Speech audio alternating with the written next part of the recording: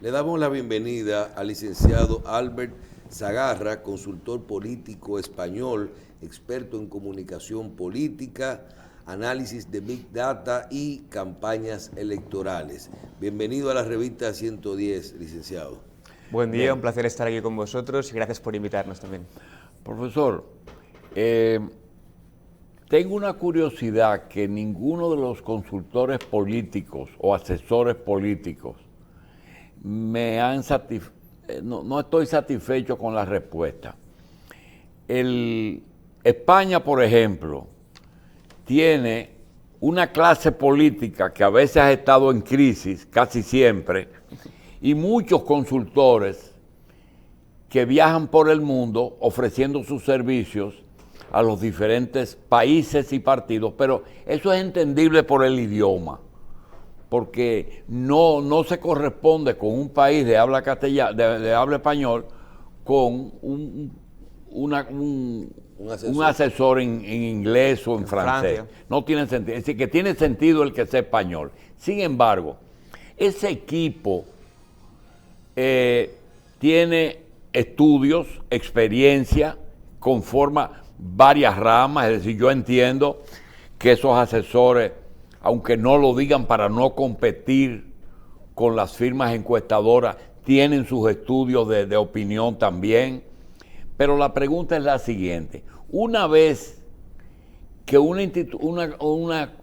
político, un partido político, un candidato contrata una firma de este tipo, esa firma sencillamente le va haciendo recomendaciones en la medida en que el tiempo pasa, y ese político tiene que seguir las instrucciones o las orientaciones, o él oye y hace lo que quiere, aunque la firma piense que el fracaso de ese político podría ser un fracaso de la firma. Háblenos de esa relación de la firma con el partido o con el político. Primero de todo, muy buena pregunta, porque de hecho ajusta mucho también a temas de la ética en el trabajo, ¿no? En este sentido. Nosotros, como comentabas también, hemos trabajado en países distintos de América Latina, el Caribe y también, lógicamente, en España. Es importantísimo trabajar siempre con humildad y sabiendo también las diferencias, aunque trabajamos siempre con personas, al fin y al cabo, y ahí también nuestra investigación, como decía usted también, permite identificar necesidades, identificar también un poco peculiaridades de cada cual y en cada país. Es verdad también que existen paralelismos a nivel regional también, que permiten un poco aterrizar mucho mejor el trabajo. Siempre trabajamos nosotros con también know-how local. Ahí donde vamos también incorporamos al equipo gente local que nos permite mucho más también un aterrizaje mucho mejor también, al fin y al cabo.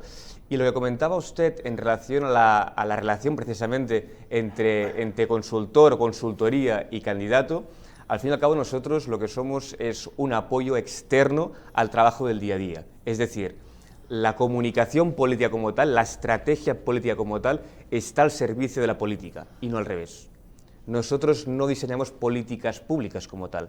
Apoyamos al candidato o al político incluso en acción de gobierno, facilitando una fotografía 360 de la realidad.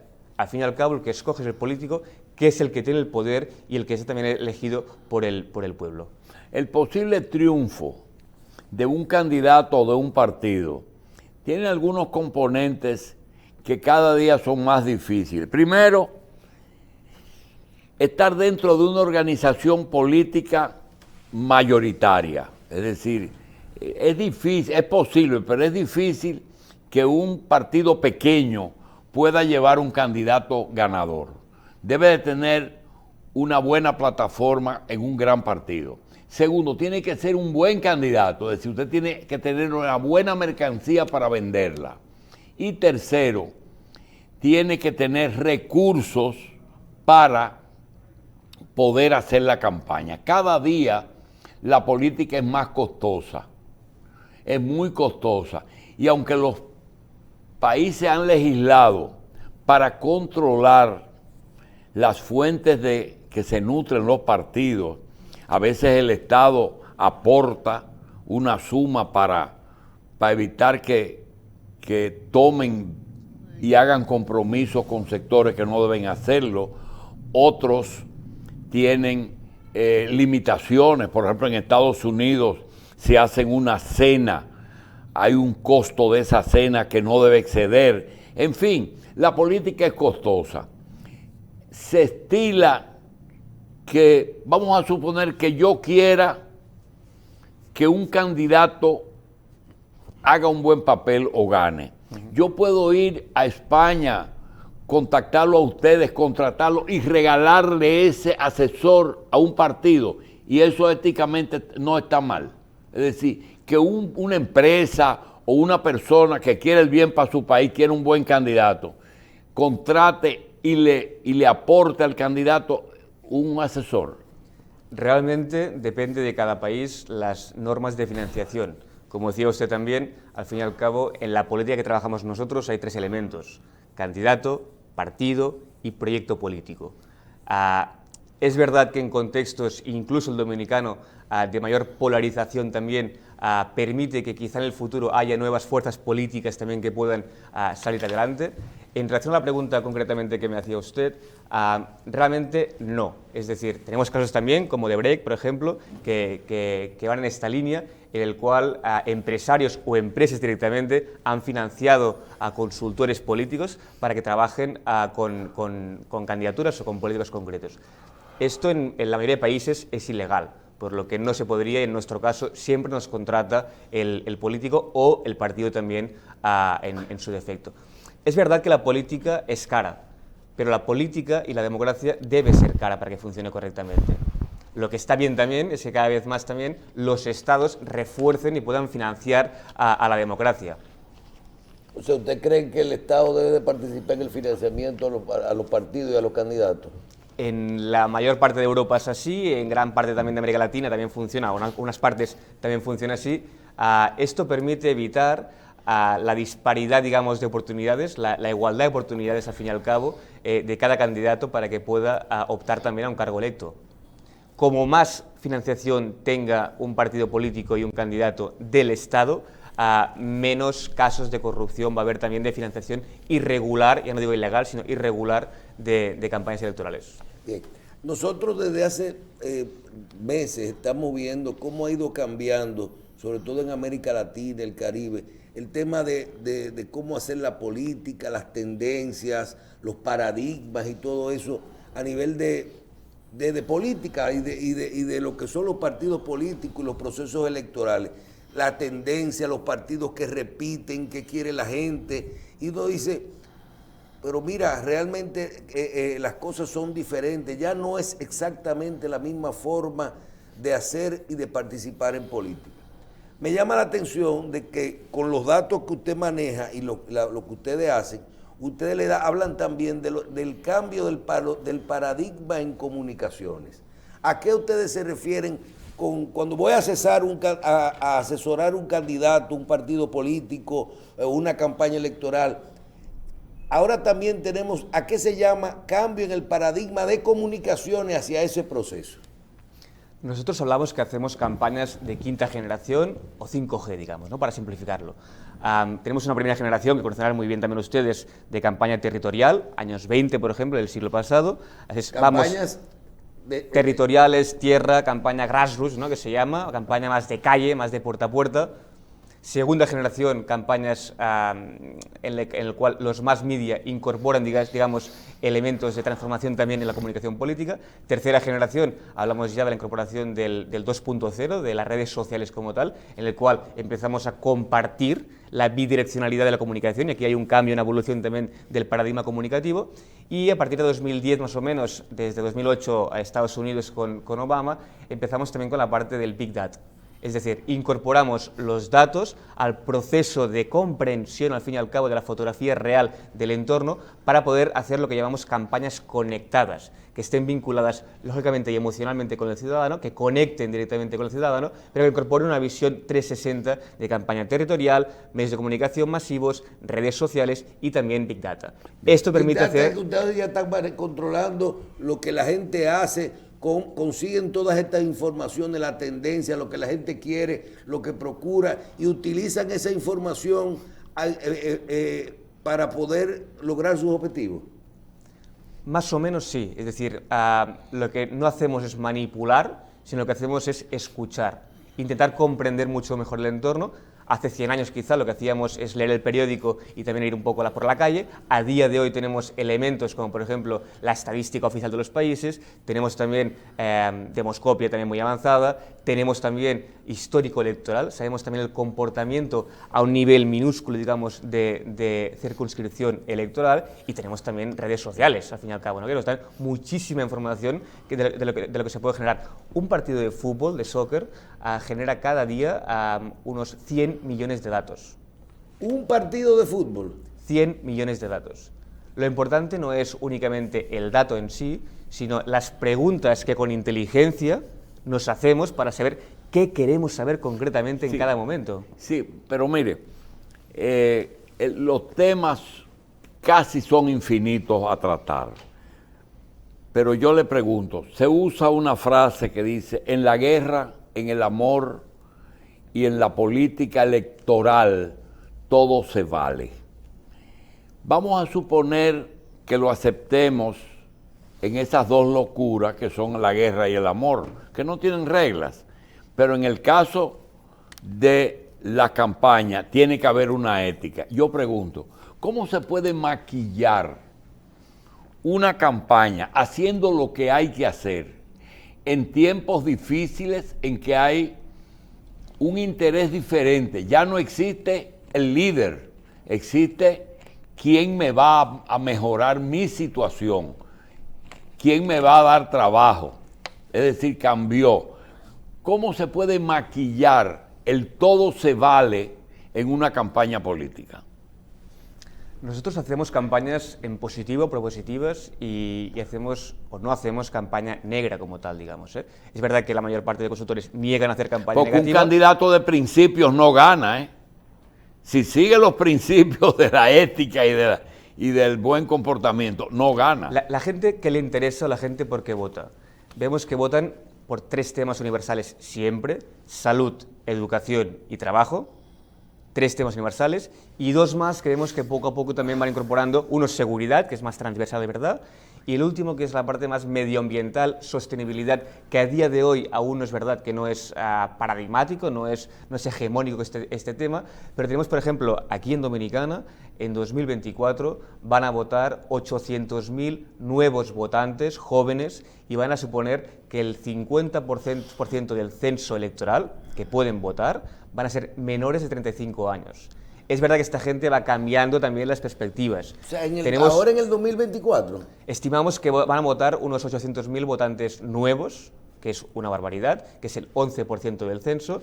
Ahora representó, creo que en el 20, a los menores de 35 años se ponían el 41% de los votantes. Pero es un votante mucho más joven, es un votante también que es verdad que es clientelar también, pero también tiene una necesidad de el inmediato y también el futuro. Estas son de las reglas genéricas que valen para cualquier país de una compañía asesora, pero en porcentaje, profesor, en porcentaje, ¿qué porcentaje es el aplatanamiento de esa firma? Es decir, que yo digo que hay cosas culturales que entiendo que las firmas asesoras no logran entender, aunque quizás el porcentaje sea muy pequeño de cosas, porque que van a votar 800.000 es un dato, y muchas cosas sobre cómo vestirse, cómo comunicarse, etcétera. Pregunta, ¿qué porcentaje vale a un asesor local sobre un asesor internacional en aplatanamiento? Yo diría que esto lo tiene que juzgar el político que contrata, digamos, este tipo de servicios. Como decía también al principio, nosotros trabajamos siempre con acompañamiento local. Es decir, este aplatanamiento que usted comentaba es importantísimo. Me costaría mucho definir un porcentaje, digamos, concreto de qué importante es. Nosotros trabajamos porque, por ejemplo, siempre. Aquí yo le garantizo que aquí hay mucha gente que considera la educación, la salud, Trabajo. muchísimas veces ahora las nuevas generaciones, el tema de la tecnología, el tema del medio ambiente, pero aquí hay mucha gente que no está en trabajar. Sí, pero aquí prefieren una política social eso vale y el no dinero solamente fácil y todo eso. Eso no vale solamente en asesoría política. Mira, aquí hay un caso de corresponsales extranjeros que han venido a reportarle a sus agencias y cogen los periódicos para orientarse. Y hay una historia que es extrema.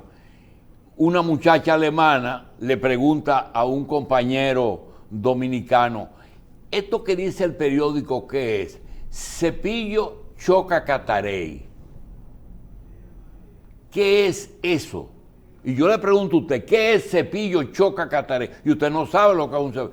Pero cualquier dominicano en la calle sabe lo que es un cepillo y un Catarey. Que puede que choque. El cepillo es el Volkswagen Escarabajo, así se llamaba. Y Catarey es el camión que transportaba caña cuando no había ferrocarril. Y tuvieron un accidente. Entonces, ese ejemplo puede ser ampliado a otras áreas, hasta de tipos electorales. El que tú vas a un barrio y quieres determinar qué quiere esa gente, y tú dices, educación, trabajo y salud. Esas son las tres cosas principales, pero hay otras cosas que es cuando viene el narcotraficante y te pone dice, ¿qué tú necesitas para el cierre de campaña? Dice, necesito 50 millones. Mírenlo aquí, un empresario ya no se lo da. ¿Qué compromiso hace? ¿Y qué papel juega el asesor? Es más, el candidato no se lo pregunta al asesor. Ese es el problema. Es decir, hay muchas cosas ocultas, profesor. Pero lo que decía es verdad, y lo que decía usted también, y también se basa la relación entre candidato y asesor, que es muy especial también, se basa en la confianza. Si no hay confianza, nosotros, por ejemplo, no trabajamos con cualquiera. Cuando la confianza se rompe, es imposible que mi trabajo, nuestro trabajo, tenga un sentido en el sí de la campaña. Lo que decía usted, y me parece interesante destacarlo, trabajamos siempre con aplatanamiento, con aterrizaje local. Ese tipo de traductores también los incorporamos a nuestro equipo de trabajo para poder llevar a cabo ese tipo de investigaciones. Pero es verdad que nuestro trabajo como externos, como extranjeros, permite también una visión menos polarizada, menos sesgada también.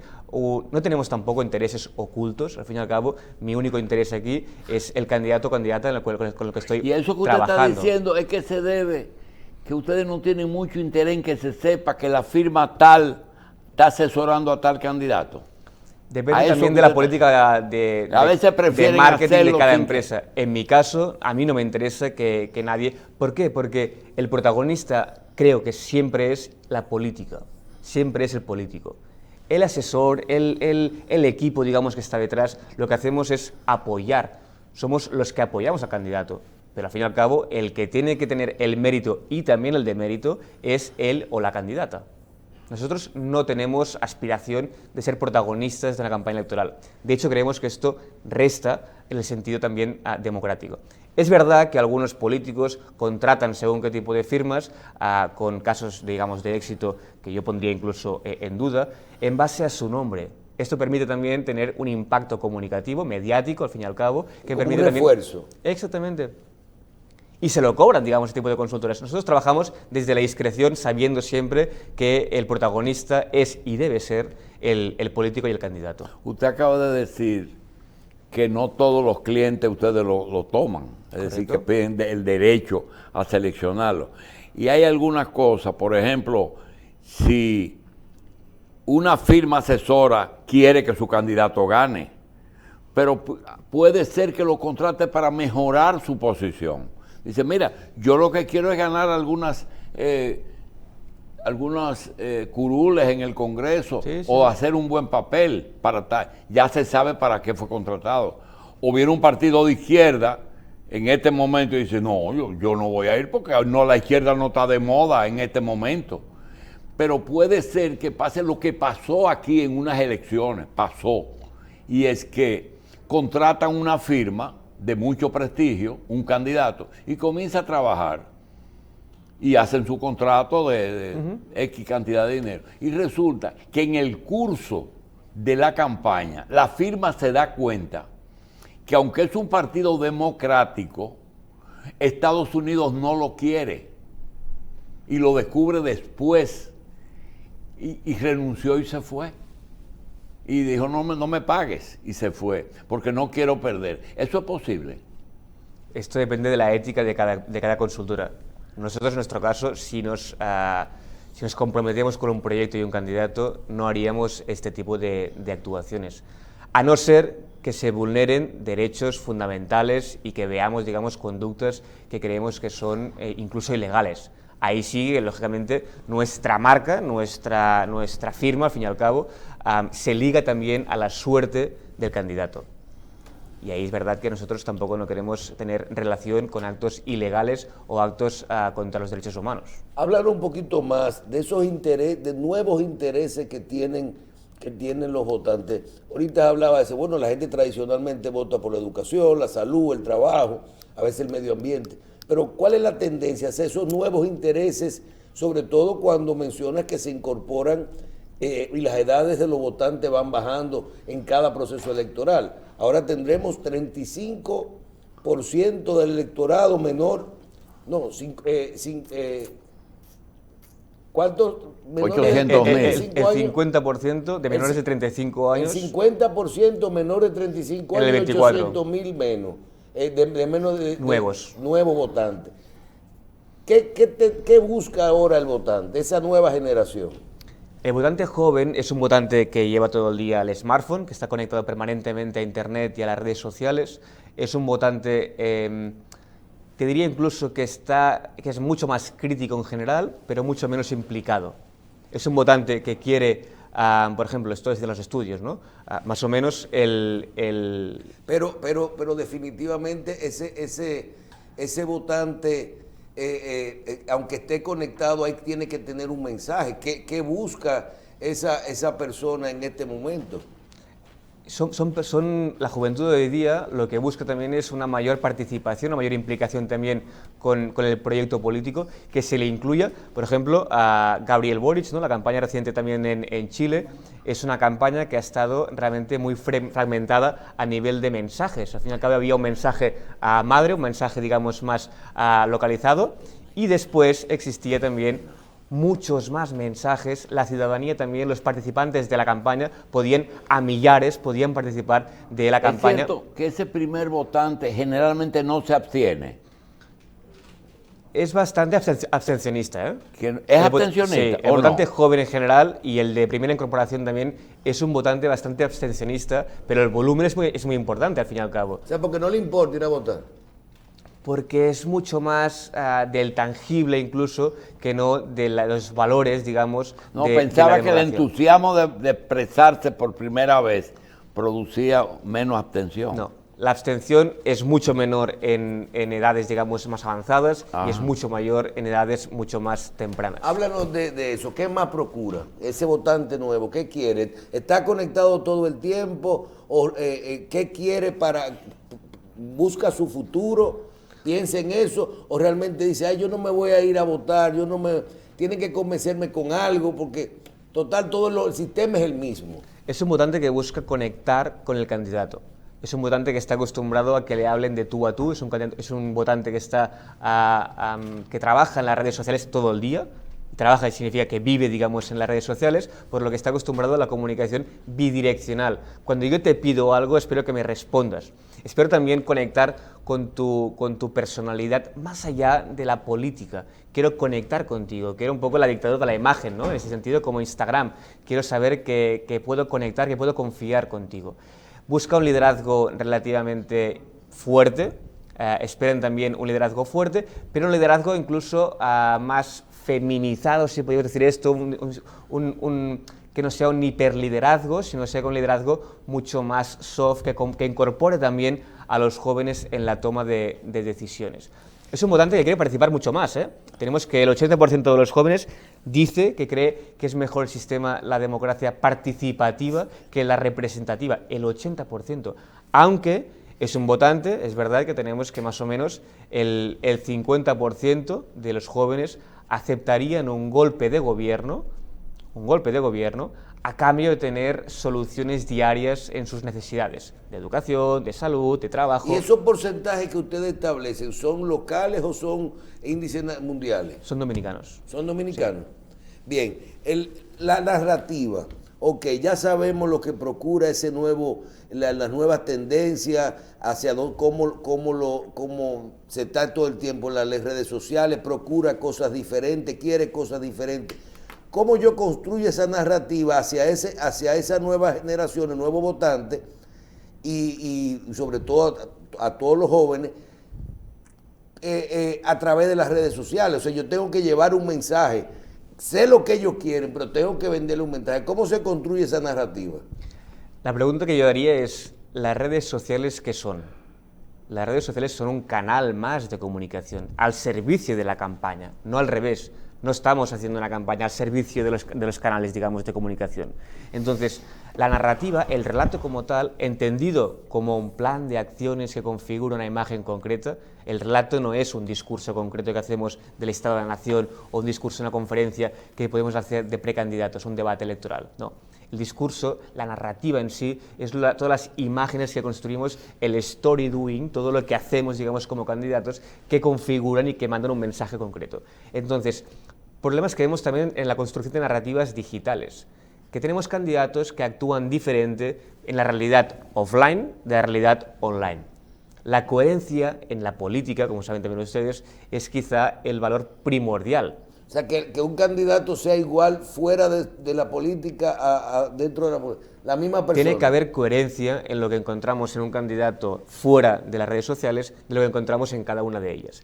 Sabiendo también que el canal, digamos, de las redes sociales es diferente en cada uno de los casos. Por ejemplo, en TikTok, ¿no? la red, digamos, más joven que ha salido, es una red en la cual no se espera que haya una edición de vídeos muy importante. Es mucho más informal, es mucho más coloquial, es mucho más directa. Y vemos a candidatos que contratan a grandes empresas de publicidad o de marketing para poder hacer vídeos perfectos. Esto no encaja en el perfil. El mensaje se trabaja igual. La forma, la decodificación y el material, el canal, se cambia y se adapta en cada uno de los casos. ¿Tiene mucho problema el medio en que ustedes se desenvuelven con el tema de las informaciones falsas y los mensajes falsos que a través de las redes? Las fake news, ¿no? Las noticias falsas, digamos. Bueno, yo no digo solo fake news, sino fake todo. O sea, tú ves personas falsas, discursos falsos, opiniones interesadas. Es grande el tema. Existen también los bots, ¿no? a usuarios automatizados que permiten moldear un poco los mensajes que se puedan llevar a cabo. Existe también la publicidad pagada en redes sociales, igual que también en los medios de comunicación más convencionales, por lo que también se puede un poco modificar. ¿Cuál es la importancia de todo esto? Saber ponderar la importancia precisamente de las redes sociales. Es decir, el político a veces no, siempre el político, la política vive en burbujas. Le cuesta salir un poco y ver la realidad concreta de cada situación. Y las redes sociales actúan como caja de resonancia, como un eco permanente. Las comunidades, y más en Twitter o en Facebook, por ejemplo, vemos que se interrelacionan mucho entre sí, se polarizan mucho más también, dificultando el debate a público. Lo que hacemos nosotros es intentar dilucidar cuál es la realidad de cada caso, aislar también los comentarios, digamos, automatizados, los bots, los trolls, todo ese tipo de mensajes que, digamos, que tampoco nos ayudan en el análisis, para que el candidato tenga una visión real del sesgo de las redes sociales. Mire, es una afirmación que yo hago, corríjamela. La credibilidad en lo que aparece en redes depende del país. Es decir, todos los países no tienen la misma capacidad de discernimiento en eliminar o asimilar algo que aparece ahí. Nosotros tenemos un ejemplo de la Segunda Guerra Mundial. Había una persona que recibía los mensajes de una agencia noticiosa. Era un técnico, no era un periodista. Y él tomaba la información y se la llevaba a la redacción. Y generalmente le ponía una coletilla. Eso es propaganda yanqui, eso es propaganda nazi, eso es propaganda aliado. Etiquetas. Y llegó el punto en que la redacción se llevaba del técnico que calificaba eso.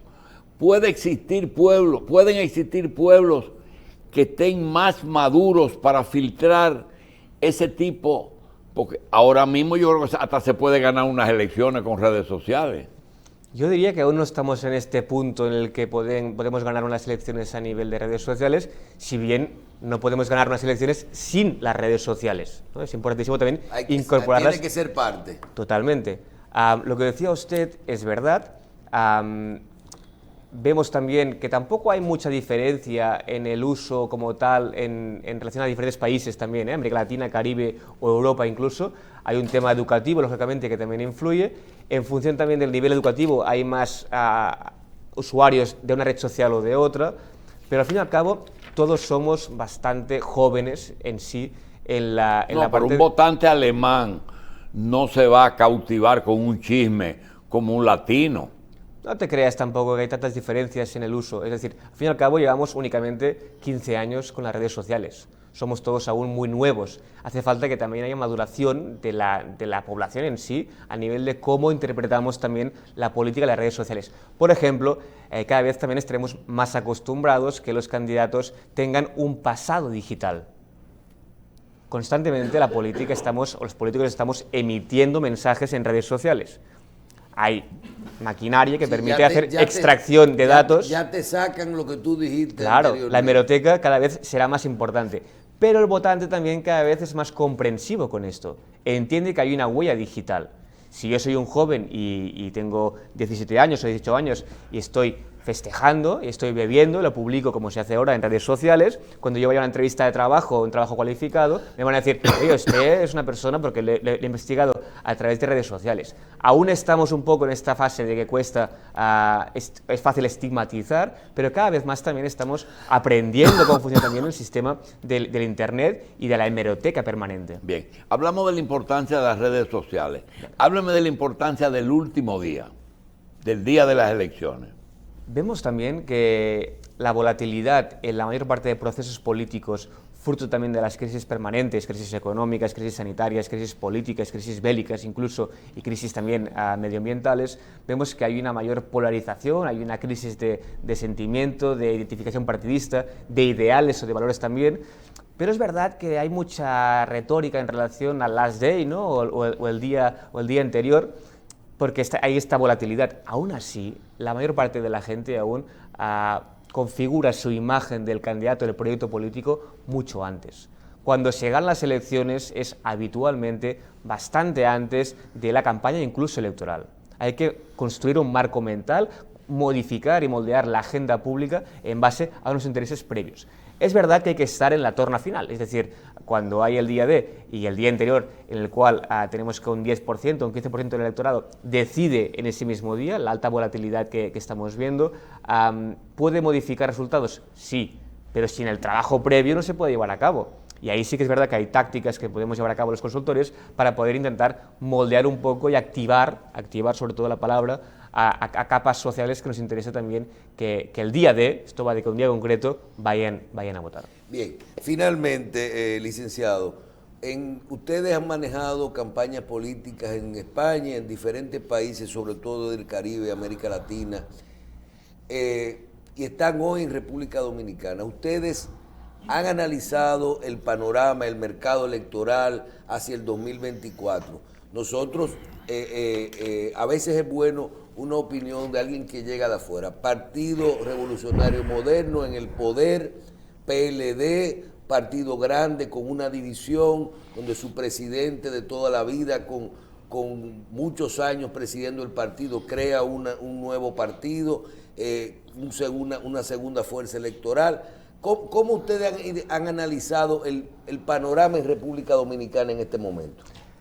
Me permitirás que sea un poco cauto también, claro, porque estamos trabajando también y con algunos clientes y tampoco no querría ahora decir según qué tipo de cuestiones. Estamos en el momento en el cual, y lo vimos también en el 20, las elecciones normalmente las pierde el que está gobernando. Difícilmente el aspirante, digamos, puede optar a hacer una gran victoria si el equipo de gobierno lo hace bien. Por lo que vemos también un presidente actualmente con una cierta tranquilidad y un margen y una confianza también que vemos también del dominicano en relación a un voto de confianza a la acción política y a la acción de gobierno. Vemos un PLD que está trabajando en una reformulación, digamos, de principios, en un poco una purga al salir del gobierno, después de 20 años de gobiernos consecutivos. Las primarias del PLD creo que es una oportunidad para ellos para poder, al fin y al cabo, explicar un proyecto político. También hay un riesgo, lógicamente. Las primarias abiertas permiten también que pueda haber guerras, y ya vimos también algún tipo de decisión que hubo, ¿no?, con Leonel. Es un riesgo que creo que está bien asumirlo en pro también de la democracia, y tenemos una fuerza del pueblo que está trabajando con una idea que es intentar ser la alternativa ante la ausencia actual del PLD, que a día de hoy quizá no es percibida aún como tal, como la alternativa.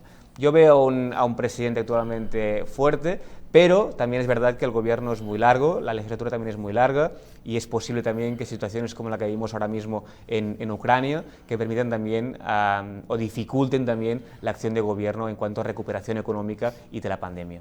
Mire, quiero terminar con esto. Aquí hemos tenido elecciones en el 63, en el 62, primeras elecciones de la democracia, después de la dictadura. 63, 70, 74, 78, 82, 86, 90, 94, 96, 98, 2000, 2004, 2008, 2012, 2016 y 2020. En ninguna elecciones, excepto en el 90, de todas esas que le mencioné, que existía una crisis, pudo repetir ni el partido ni el candidato. En ninguna de esas elecciones.